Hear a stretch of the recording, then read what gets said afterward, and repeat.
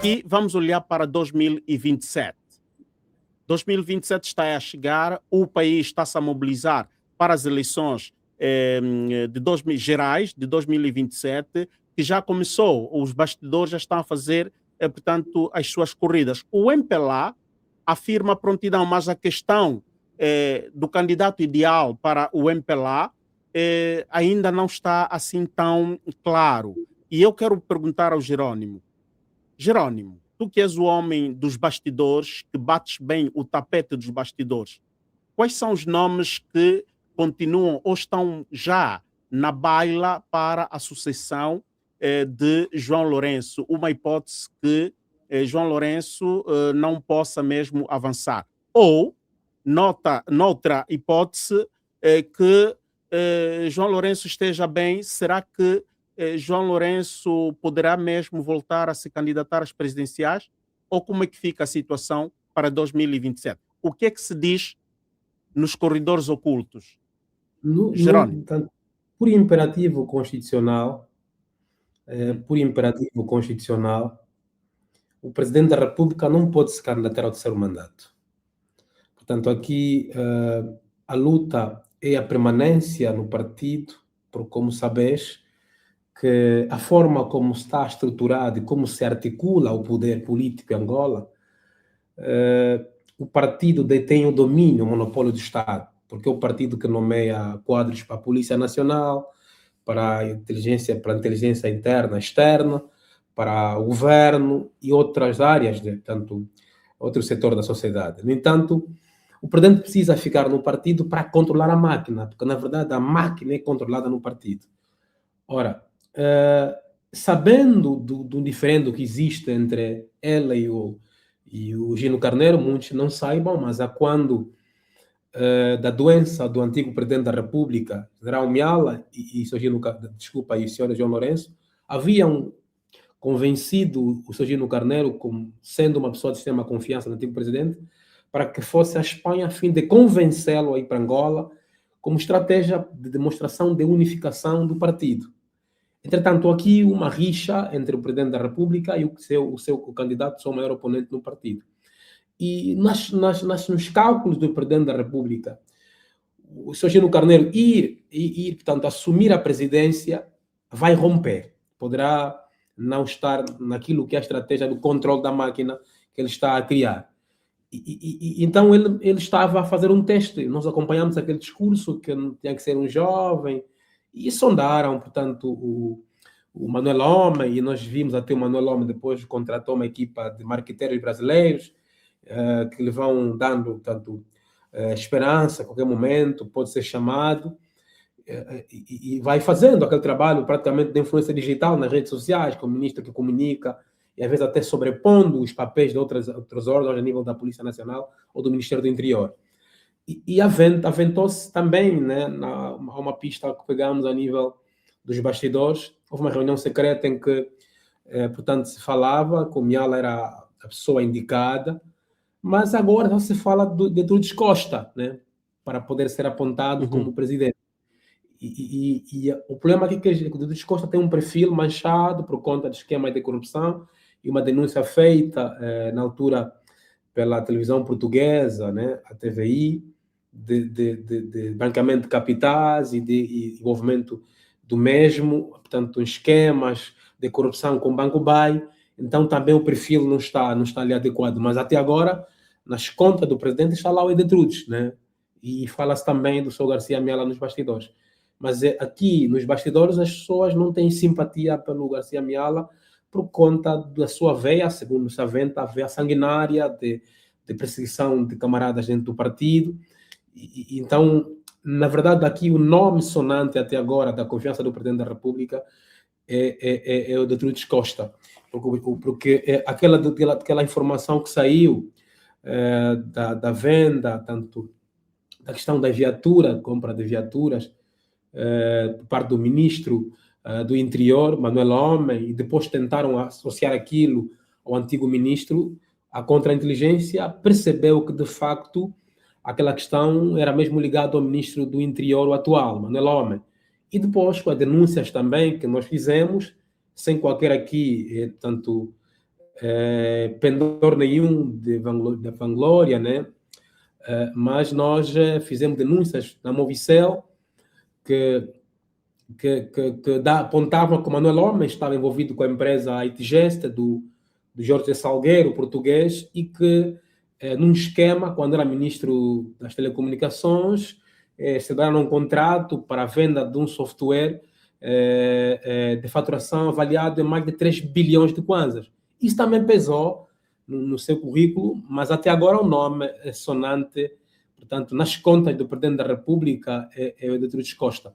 Mas permita-me só aqui fazer uma abordagem muito sucinta. Pois, a questão do diferente que existe entre o Gino Carneiro, o Presidente da República, na engenharia de poder e a nível daquilo que, portanto, a inteligência de poder, eu sempre penso que há uma técnica, tanto psicossocial e psicológica, aplicada na campanha de conspiração ao Sr. Gino Carneiro como estratégia da artificialização da sua popularidade. Porque, vendo aquilo que é a atuação da PGR nos processos e tendo em conta aquilo que é a engenharia de poder, portanto, uma das questões é o sequestro do setor judiciário. E não acredito que um procurador tenha a capacidade de negar uma orientação do Presidente da República, sendo alto magistrado, e a forma como o regime sequestrou as instituições, que um procurador, portanto, negue uma orientação para deter Gino Carneiro. Eu penso que tem sido uma técnica de artificialização da popularidade, porque encontra a inteligência que disse que a sobreposição das mesmas narrativas sobre a mesma vítima tem um tanto efeito reverso. Ou seja, a sobreposição das técnicas psicossociais e psicológicas para a campanha de conspiração contra a mesma vítima gera solidariedade, gera onda de solidariedade. Então, nós temos que compreender, portanto, essa perseguição a Gino Carneiro também pode ser uma estratégia para tanto artificialização da popularidade dele, porque até então o MPLA não tinha uma figura de proa presidenciável. E notam que de um tempo a essa parte, com essas perseguições, quase que já é unânime para muita gente que tanto Gino Carneiro é o candidato ideal para substituir, portanto, João Lourenço, porque o mesmo foi feito em 2017. É preciso que compreendamos de um tempo a essa parte, é que o MPLA já não, pelo contexto, as narrativas e campanhas de conspiração contra bodes expiatórios externos já não tem muito respaldo, como não faziam no tempo passado com a UNITA. Hoje, o MPLA encontra os bodes expiatórios dentro do próprio sistema. Então, eu não tenho, até que se prove, porque nós estamos aqui a analisar com base aquilo que os factos, a experiência e o comportamento judicial. Basta olhar o Gino Carneiro, quando sai da audição, portanto, da PGR, tu olhas para ele, as microexpressões faciais dele não mostram preocupação nenhuma. Tu olhas para a mandíbula, olhas tanto para aquilo que é a estrutura facial, para quem estuda contra-inteligência, engenharia de poder, psicologia de poder, e, sobretudo, microexpressões faciais, há de compreender que isso pode ser uma estratégia para credibilizar um bode expiatório artificial criado dentro do sistema para salvar o sistema. Né? Portanto, isso que eu queria esclarecer às pessoas que estão nos assistindo. Ok, muito obrigado, Jerônimo. Professor, antes de lhe fazer a pergunta que tínhamos aqui preparado, ouvindo Jerônimo que fala desse aspecto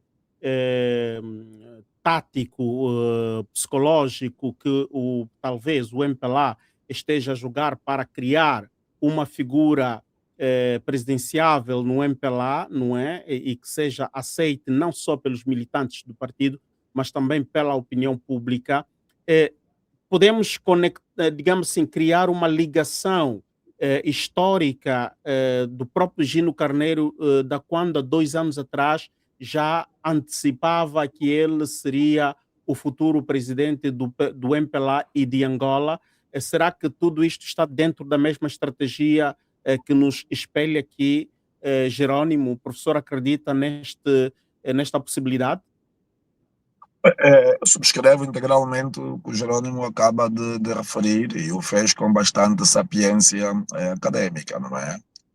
Para quem estuda esta engenharia sociológica e essa engenharia política, Não descartamos esta possibilidade, embora são também apenas conjecturas, mas temos que colocar dentro do quadro de probabilidades. Aliás, como sabe, este é um regime de matriz marxista. Os regimes marxistas não estão preparados para a alternância política. E qualquer alternância política interna, ela deve estar alinhada com aquilo que são a agenda dos objetivos do próprio partido, que nem funcionam como partido, mas funcionam como organizações criminosas. Porquanto aquilo que é a estratégia definida por eles não tem por finalidade a salvaguarda aqui do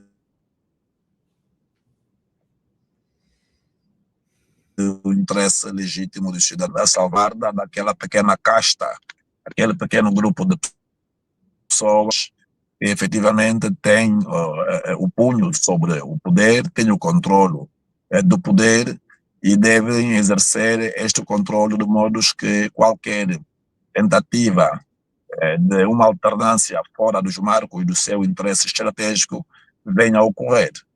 Então aqui eu posso concordar com Jerônimo Cissa, que efetivamente estes atos que estão a ser praticados estarem alinhados dentro de uma estratégia de curto, médio e longo prazo. Mas também é importante dizer, que disse aqui o Cissa e o Jerônimo muito bem, é que a Procuradoria-Geral da República, como sabe, nos termos do artigo 189 da Constituição, ela apenas goza da autonomia administrativa, ela não é um órgão independente, razão pela qual é que o número 3 do artigo 8º da Lei 22/12, 14 de agosto, que é a lei orgânica da Procuradoria-Geral da República e do Ministério Público, consagra que a Procuradoria-Geral da República tem dependência direta do Presidente da República, que por sua vez é também o presidente do partido político MPLA. Significa que qualquer ação investigativa espoletada pela Procuradoria-Geral da República, ela recebe orientação direta do presidente. Razão pela qual é que, se nós olharmos para o caso São Vicente, em que São Vicente foi condenado a 9 anos e ele atualmente cumpriu 50% da pena, ele não representa qualquer perigo para a ordem processual, nem para a ordem jurídica, nem para a ordem social. Ele preenche os requisitos para ser devolvida a liberdade em regime condicional, tal e qual como estabelece o Código do Processo Penal. Mas repare que a Procuradoria-Geral da República, que é a guardiã da legalidade, que é ela a guardiã dos direitos, liberdades e garantias, ela não consegue agir em defesa da liberdade condicional do réu Carlos São Vicente. Tudo por quê? Porque ela tem dependência do Presidente da República. E o Presidente da República tem neste processo o interesse político, razão pela qual a manutenção da privação da liberdade, sendo ela ilegal e inconstitucional, a Procuradoria-Geral da República, enquanto garante da legalidade, não consegue, portanto, decidir que efetivamente deve o réu lhe ser restituída a liberdade por quanto preenche os requisitos. E só vou dar um exemplo, que a Procuradoria tem dependência do poder político. É o poder político que detém o poder mágico de conduzir a ação da Procuradoria-Geral da República. Eu vou dar um outro exemplo. O processo de Gino Carneiro é datado do ano de 2020. E repare que este processo já foi arquivado pelo Tribunal Supremo, com trânsito em julgado. Ora, a Procuradoria-Geral da República despoletou a reabertura do procedimento criminal, violando aqui, portanto, o artigo 65 da Constituição, que consagra que ninguém pode ser julgado 2 vezes sobre os mesmos fatos, sobre a mesma matéria. Aqui um ato que fere a própria Constituição da República. Mas repare que a Procuradoria-Geral da República, violando aqui a Constituição e violando a lei processual penal, reabriu o processo. E mais, a própria Procuradoria faz uma comunicação pública referente ao processo de Gino Carneiro, onde consta matérias que estão condicionadas ao segredo de justiça. Portanto, é a própria Procuradoria que viola o segredo de justiça, mas é a própria Procuradoria também que é a guardiã da legalidade. São essas contingências e contradições que eu dou aqui razão ao Jerônimo Cissa, que efetivamente a Procuradoria acaba por ser utilizada pelo poder político para poder, então, não fazer justiça, mas sim fazer uma justiça à medida do interesse e da agenda política do próprio poder instituído. Portanto, a questão de Gino Carneiro é uma questão que poderá ser uma agenda muito bem definida e que efetivamente alimenta essa ideia de que está a ser perseguido, mas na verdade sabemos todos nós que as pessoas perseguidas encontram sempre o sentimento solidário de todos aqueles que são pessoas de paz ou pessoas que estejam comprometidas com o interesse social. Professor, antes de passar ao Jerônimo, eu queria saber sobre as eleições gerais de 2027, em termos de regras eleitorais e a transparência. Estamos perante um desenho legal, como estão preparadas as regras para as próximas eleições? Não é que foi organizada de formas a quem está no poder possa voltar a continuar no poder? Quanto é que a oposição está em condições possíveis de superar essas barreiras? Ou melhor, quais são as barreiras que foram criadas que a oposição não irá conseguir superar nas próximas eleições? Álvaro, a legislação eleitoral, ou seja, o pacote eleitoral aprovado pela Assembleia Nacional, foi aprovado com base numa maioria absoluta do MPDA. E todo o pacote legislativo eleitoral foi constituído para garantir um processo eleitoral que não seja justo, que não seja vertical e que não seja transparente. Embora que determinados aspectos que constituíam preocupações para a sociedade civil e para os partidos políticos, os grandes aspectos que foram ultrapassados não representam e nem agregam mais segurança eleitoral. Pelo contrário, a lei, da forma como ela foi aprovada para inviabilizar a alternância política.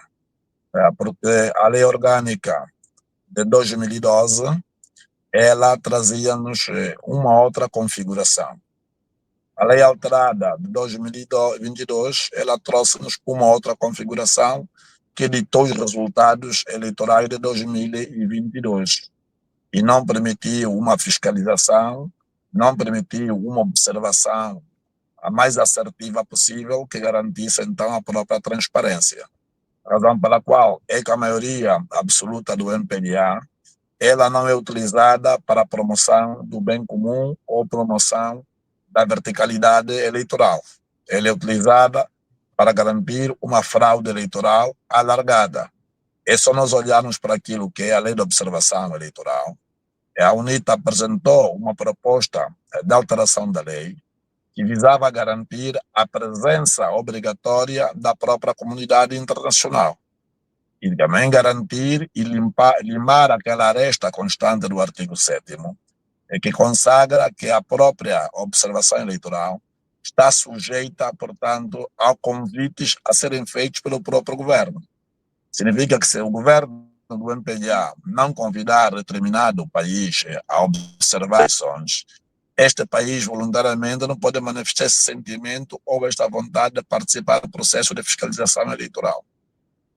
Portanto, o MPDA chumbou esta lei, como também chumbou a lei do direito de oposição democrática, tal e qual como está consagrado no número 4 do artigo 17º da Constituição da República. Embora que esta disposição constitucional ela consagra e reconhece o direito de oposição democrática como sendo um instrumento vital para a afirmação do Estado democrático, do Estado de Direito, a verdade é que a lei infraconstitucional que foi proposta pela UNITA, ela não foi aprovada porquanto o MPDA tinha plena consciência que a aprovação desta lei iria ser um instrumento que seria utilizado para a maior pressão política dentro dos marcos da própria democraticidade do país. Portanto, o pacote legislativo eleitoral não oferece garantia de segurança eleitoral, não oferece garantia de que as eleições serão livres, justas e transparentes, porque realizar eleições livres e justas, o MPDA corre vários perigos e certamente o MPDA tem noção de qual é o preço que pode pagar com uma derrota eleitoral em 2027. razão pela qual é que a UNITA e os partidos políticos da oposição têm um caminho a fazer se efetivamente quiserem garantir a alternância.